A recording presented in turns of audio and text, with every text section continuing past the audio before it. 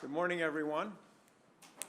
I'd like to call to order the Niagara Regional Police Services Board meeting for Thursday, the 27th of February. This is the public agenda this morning. Any declaration of any members of the board? I'd first to start would like to welcome our Ministry's Policing Service Advisory. On behalf of the board, I would like to welcome Chris Harapath. Chris, to the meeting. Chris is board in Ontario. In January 1st of 2020, Chris was assigned by the Ministry to Zone 4, the police boards, and he is at our meeting today as part of the regular visits to police service boards across the province. Chris, if you'd like to come forward or say some remarks, we welcome your attendance here, and you're always welcome.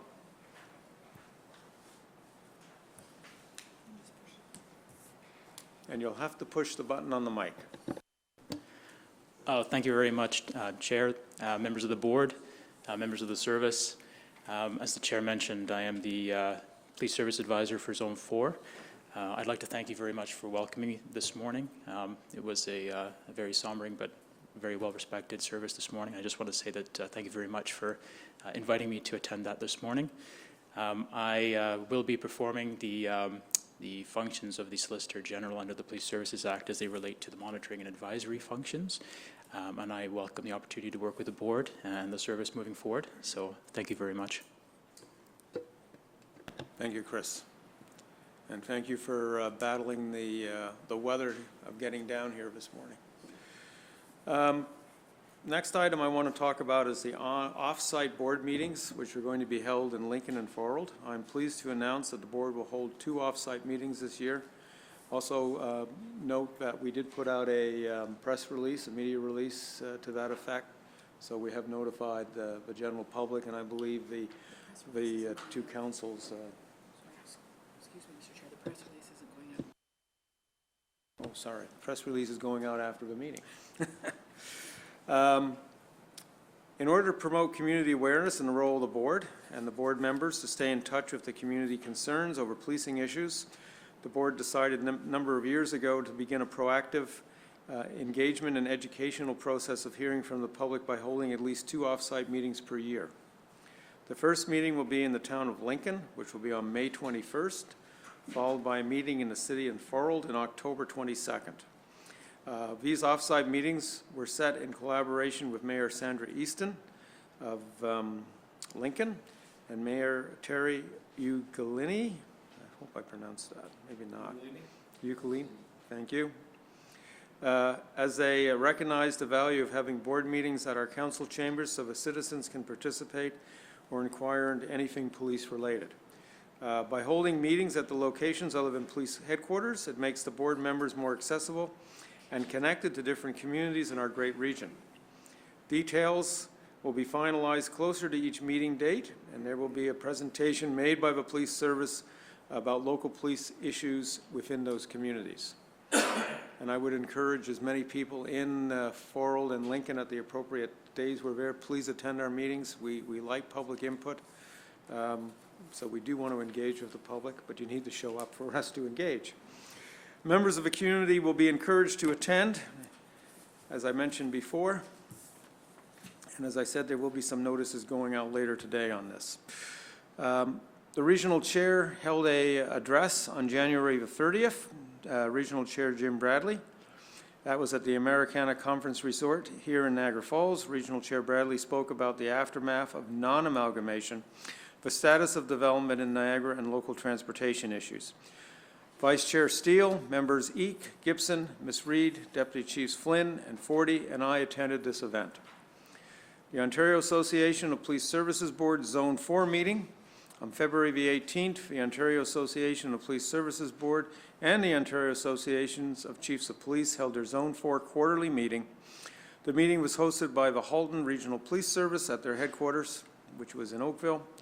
The agenda included election of the Ontario Association of Police Service Board Director for Zone 4, at which time I can report that I was re-elected as the Zone Director, and Ms. Reid and I attended that event.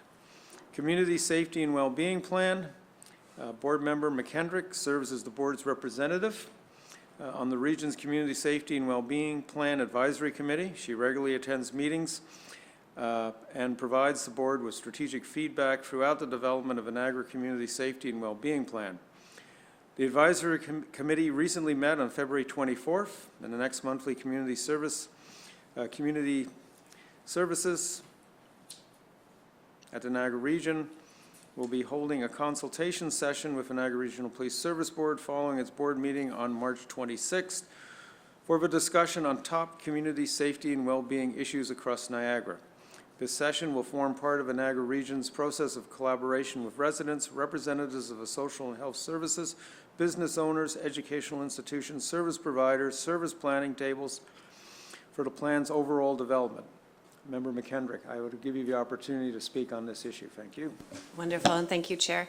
Happy to give an update about the activities and the progress of the committee. So a project manager has been identified and a work plan developed to ensure that we meet the deadline of December 31st of 2020. And the phase that the project is in right now is identifying priorities. So as you described, part of that is a large amount of community engagement. One of those engagement sessions being with the board in March 26th, but there are 42 others planned between now and the end of March. So the team is very busy doing the community engagement focus groups. In addition, there is a public survey that is available as of this week on the Niagara Region website, and residents, all of those groups are encouraged to go to the Niagara Region website and complete the survey. Sorry, excuse me, that closes March 28th, and it's about identifying from residents, business owners, social service providers to help us identify priorities going forward. So the next meeting is in April. So far, we've had a presentation by Dr. Divers to share Niagara Regional Police Service data around criminal and non-criminal data that we have available, and this week the Public Health Department shared their profile of Niagara information. So that is the update for now, and encouraging anybody who's watching or listening to go on the Niagara Region website and complete that survey. Thank you very much, and I believe it's Niagara Regional, one word.ca. NiagaraRegion.ca, and then use the search box, just put in community well-being, and it'll take you to the project page. So we always encourage the public as much as possible to participate in these surveys. You cannot be the silent majority. You've got to let us know your feelings in the community, and I encourage the region and for taking that on, and I think it's a good avenue to allow public dialogue. So thank you. Thank you for your commitment to that committee. Thank you. The next one is the District 1 Facilities Project. On February 24th, I attended the District 1 site for a site visit, as I do about every 4 weeks or so. And I believe that this will... Which button is it? The forward button. It's not working. No. Try now. Thank you. Thank you very much. So there's been a lot of progress in the last 4 weeks on this site. I'm extremely impressed with what I'm seeing there. I'm just going to jump ahead to this photograph, if I can find it here, because I'm going to move this around slightly. So this is what it was back on January 17th on the right side of the screen, and this is where we are on February 24th. So back on the 17th, to some extent, there's no roof. It's all open. And there was no second floor, also open. You also notice back on January 17th, there was no walls up or anything of that nature. So a lot of work was being done in the month of January in order to get all the appropriate plumbing and other materials that go in below the grade slab to be put in place. So as of now, on February the 24th, going back to where we are here, you will now see there's a lot of work that has been done to get the ground floor totally enclosed, so a lot of that can be heated. The heat was required in order to pour the second floor slab, which is concrete. So that's now in place. The roof deck is in place except for some of the waterproofing membrane. So the actual deck component, the actual steel structure is there. Work is progressing on creating the outer wall frames, which you will see in these photos here, where the yellow insulating board is going up.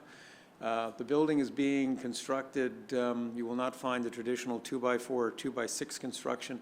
This is all what I call steel walls.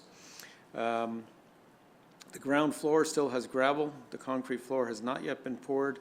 This will be done later in the project. You can appreciate if there's still an additional piece of conduit. It's easier to put it in now, moving gravel, than it is ripping up a concrete floor. So this is a view from the second floor looking downward, basically towards the front entrance. That ramp area you see is the accessible ramp into the front entrance of our building in St. Catharines. And here you see a lot of the steel members that are used for framing the inside walls, the outside walls, and that. This is a side view. The little extension there is the actual staff entrance, which faces the east side of the building. So the staff entrance is forming up with a roof there. The little rivets on the side are fired by a special tool, and that's how the steel, I call them the steel 2x4s, are put together. Interesting systems. Here you can see the work that has been done on the inside walls. You remember in some of my previous slide I showed the truss bracing. So here the truss bracing has been filled in, and that will then be covered on the outside with the appropriate insulating material. The cavities will be filled with insulation, and on the inside will be the normal wall covering, such as wallboard or whatever the frame. You see the windows framed in as well. And again, back to that reference shot. So yes, a lot of work is being done. We are still tracking to basically have this building substantially completed sometime in the early part of the fall. And when I say substantially completed, that's the contractor's term for the building is finished. As to when we actually might move in, that's up to the service to outfit the building with chairs, furniture, lockers, and that nature. Is there a question from a board member? Member Eek?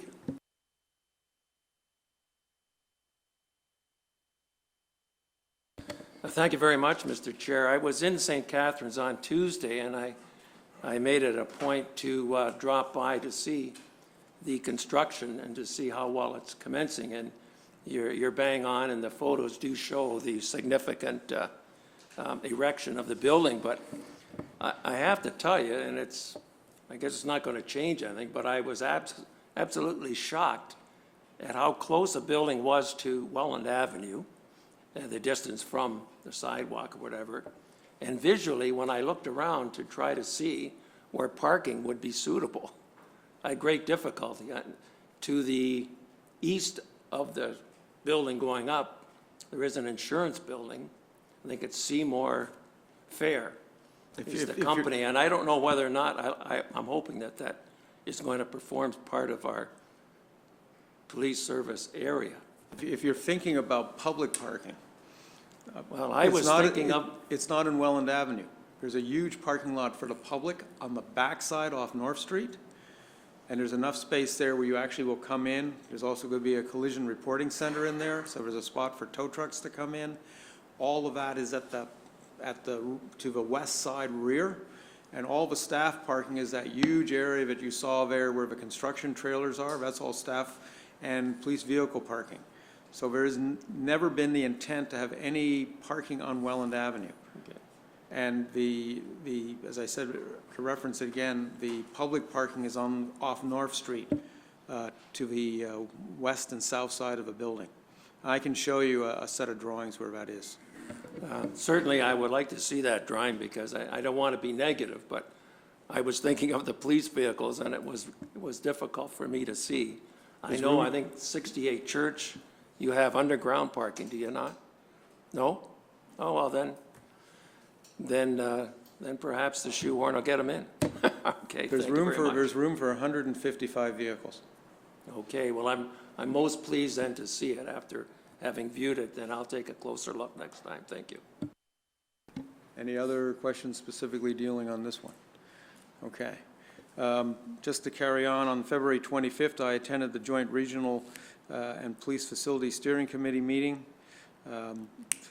The next meeting of that will be held on March 24th, and the board will continue to be present at the meetings for discussions on police facilities.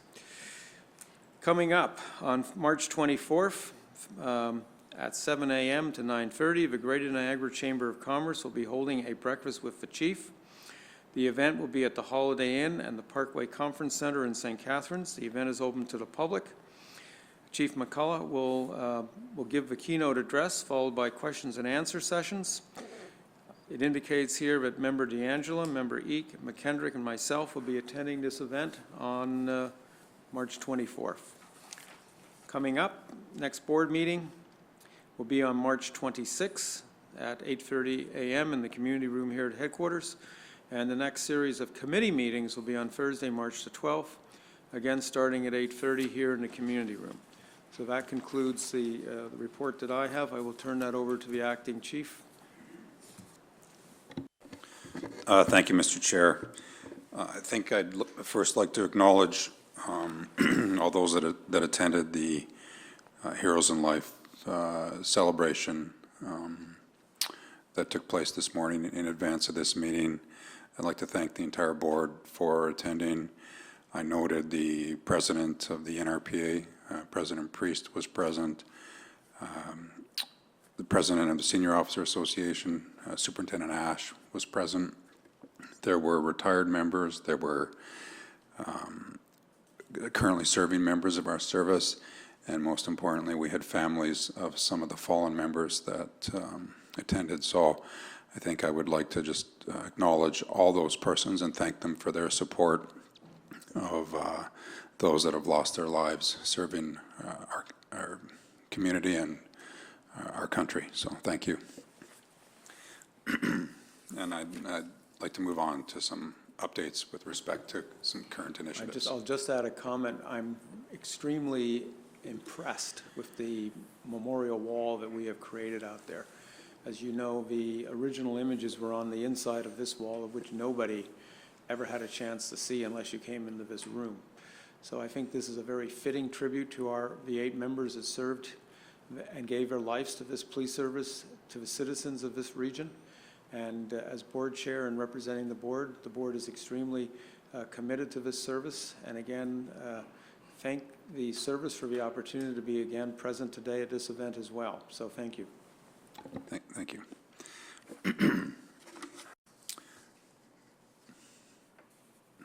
So I now proceed? Okay, thank you. I'd like to first provide an update on the upcoming annual tug-of-war event. On Saturday, May 9th, 2020, members of the Niagara Regional Police Service will be competing in the annual tug-of-war competition. This is an annual event that occurs on the Rainbow Bridge between U.S. law enforcement partners and members of our service. The event features both men and women's teams, and the tug-of-war competition has been taking place for over 50 years, with the women's tug-of-war team being the most recent addition. Last year, both the men and women's teams won their respective competitions. This year, we are sure that our U.S. law enforcement partners will seek redemption against our service, and we have no intention of surrendering the crown, if I can frame it up as such. Members of the board have participated in this event in previous years, and we again want to welcome you to attend this year's event. The event will commence with a family barbecue at 12 noon in the parking lot at 4960 Clifton Hill in Niagara Falls. This will then be followed by a march by members of the Niagara Regional Police Service, board members, family members, and other invitees at 1:45 p.m. To the Rainbow Bridge for the 2 p.m. actual tug-of-war competition. Team captains Sarah Mummery and Tony Mummery are spearheading this year's event and will be collecting non-perishable food items at the barbecue that will in turn be donated to Project Share Food Bank in Niagara Falls. I'd now like to turn to an update with respect to operational matters. On Wednesday, January 22nd, 2020, members of our 1 district responded to an apartment building in the area of Queenston Street in the city of St. Catharines following the report of a disturbance. Investigation revealed that a disturbance occurred between two males. Both males had sustained injury and were transported to a local hospital for assessment before ultimately being airlifted to an out-of-town hospital with what were believed to be life-threatening injuries at that time. As the investigation progressed, it was determined that the 55-year-old male had used weapons to assault a 58-year-old male. As a result, the 55-year-old male was arrested on Friday, January 22nd, and charged with attempted murder. Both males are now expected to recover from their injuries. The investigation is ongoing and before the courts. I'd now like to provide an update with respect to some motor vehicle collisions. On Saturday, January 11th, 2020, police responded to a collision in the town of Lincoln. Investigation determined that a 23-year-old male was operating a vehicle that veered to its left, leaving the roadway and colliding with a chain link fence on the north side of the road. The vehicle continued through the fence and into a ditch. At the time, a 54-year-old male was also operating a fully loaded tanker truck eastbound in the center lane. The truck was unable to avoid a collision with the small Honda, and the impact of the collision resulted in a fatal accident, fatal collision, I'm sorry. And the truck driver of the larger loaded tanker truck was not injured. The weather conditions at the time were poor, and heavy rain was a contributing factor due to reduced visibility. There were no other passengers in the vehicle. I have no other serious injuries to report at this time. And I'd like to now provide an update with respect to some current events that have received media attention since our last meeting. On January 31st, 2020, at approximately 4:50 p.m., one district uniform officers from our service responded to a report of an armed robbery in St. Catharines. Officers received information that the bank had been robbed by 3 masked persons with at least 1 handgun displayed during the robbery. Officers attended to the Bank of Montreal in the area of King Street and William Street in St. Catharines. Upon arrival, one of our officers observed 3 masked males flee on foot and enter a black Volkswagen, where pursuit was initiated. The pursuit was aborted shortly thereafter as a result of concerns for public safety. Members of our traffic enforcement unit then observed the suspect vehicle a short time later near Decoux Road and Merrittville Highway. The pursuit was re-engaged, ultimately concluded when the suspect vehicle tires blew out in the area of St. David's Road on the southbound lanes of Highway 406. 3 suspects ran from the vehicle, and our officers initiated, I'm going to add, high-speed foot pursuit because we were able to ultimately bring those persons into custody. Our officers from the Emergency Task Unit, our K-9 unit, St. Catharines, Welland, Niagara Falls, and the Ontario Provincial Police all joined our members in the area.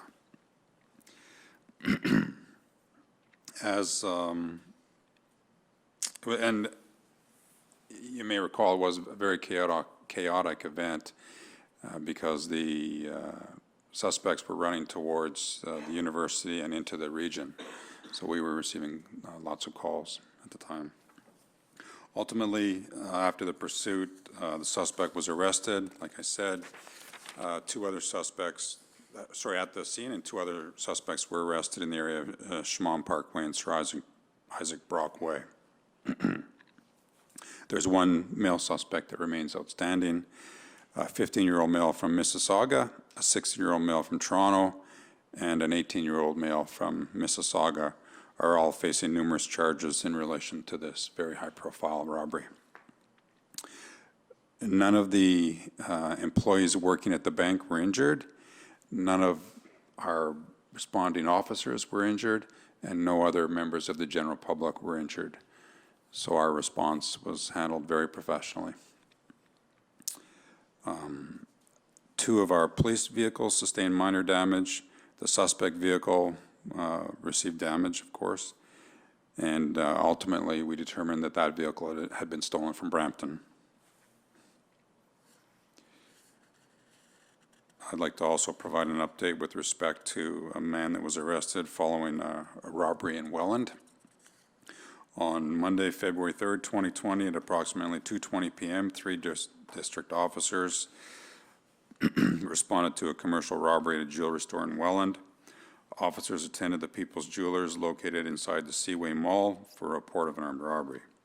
The investigation determined that a lone male had entered the store and requested to try on jewelry, and in that process he presented a weapon to the staff that were working in the store prior to fleeing on foot.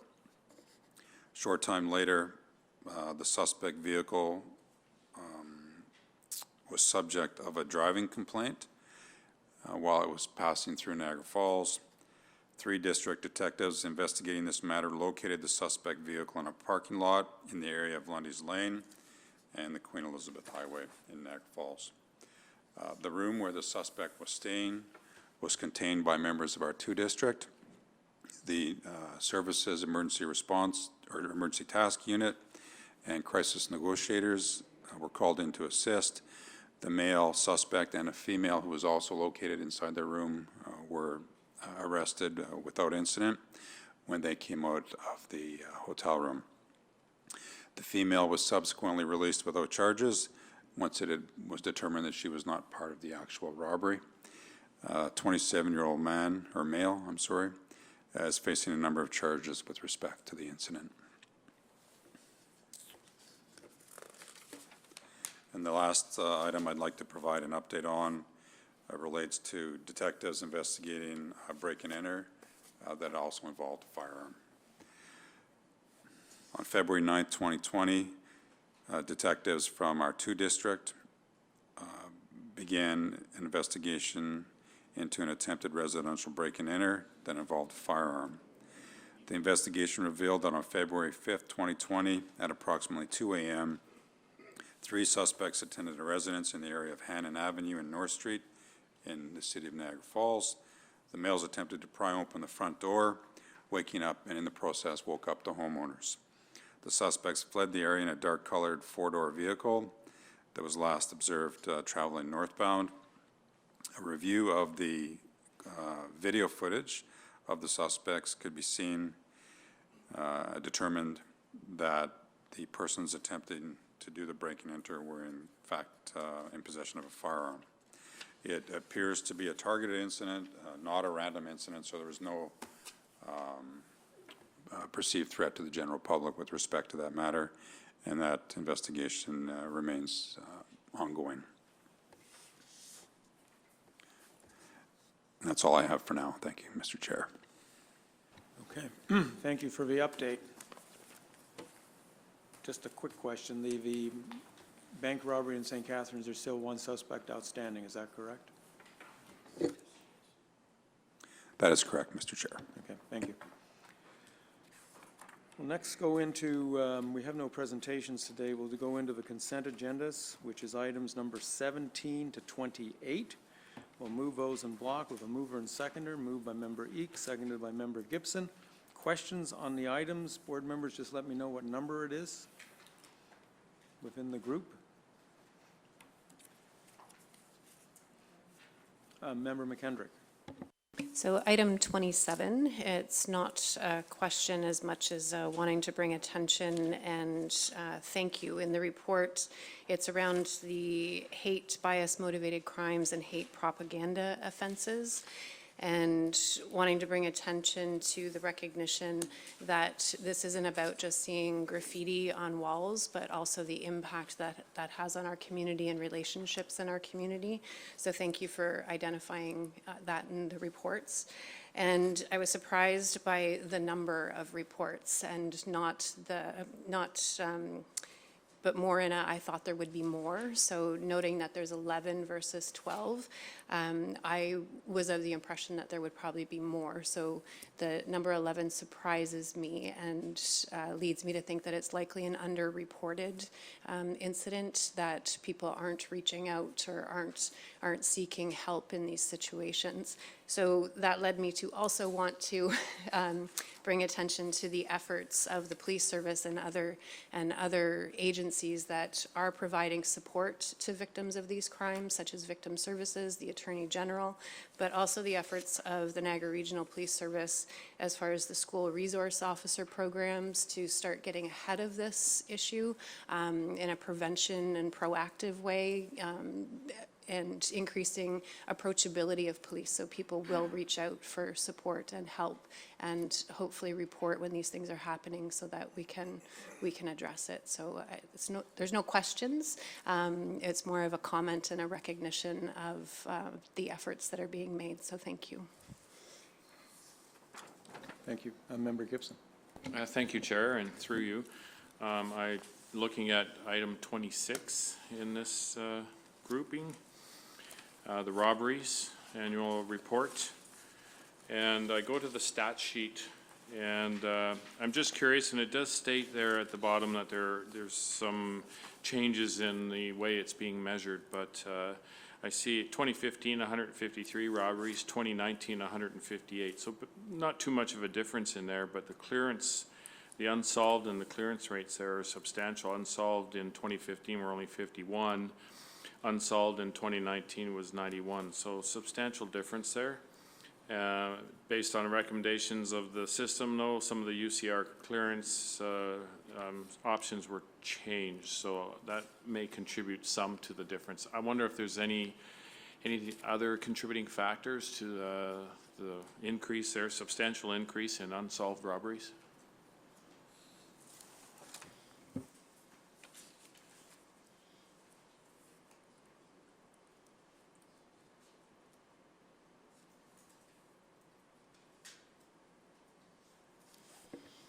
Thank you, through you, Mr. Chair. I concur that I think across the country there's a recognition that Stats Canada has changed the manner that files are being cleared, and I think you're seeing more consistency across the country, and police forces are trying to reconcile and how they do that so they're consistent across different agencies. In terms of the difference between 51 and 81, or 91, I'm sorry, I apologize. There's nothing remarkable at this time that we can